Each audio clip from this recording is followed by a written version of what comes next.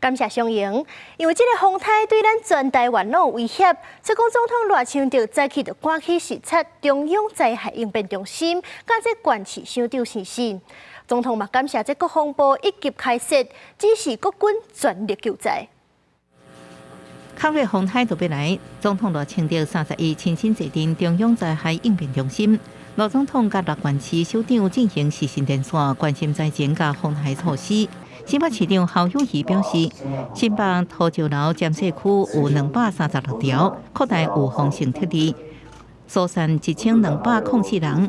花莲县长徐正辉顶一摆甲罗总统因为thiết立人数讲袂法引起讨论，这摆报告顺利得到肯定。在昨天入夜前全部都撤离。即便是水保局没有发布红色警戒，所以我们现在撤离的人数是3393人。除了依亲以外，也都已经完全给他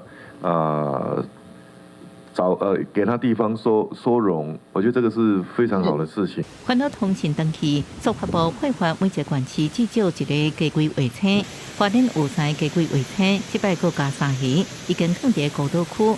泰鲁阁国家公园管理处回报，有2个捷克游客无落山，目前在找找当中。我们也已经完成整个抽水机的这个布置。那滞洪池总共498万吨的滞洪量的所有的高雄市滞洪池也已经排空。听陈市长的报告，可以说是非常周延。准备也非常充分。针对高屏地区顶一摆风台一直有灾情，高雄市长陈其迈表示，这摆thiết立2307人抽水机也拢布置完成。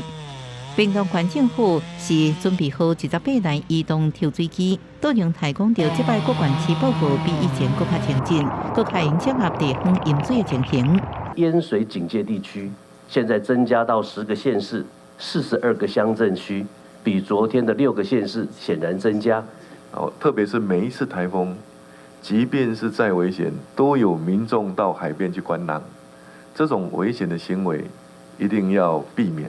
罗总统表示，感谢中央甲地方充分发挥，理灾比防灾较优先，也感谢国防部完成一级开设，全力支援救灾，也指示风台过后，农损会用较灵而且较紧的方式来处理。记者综合报道。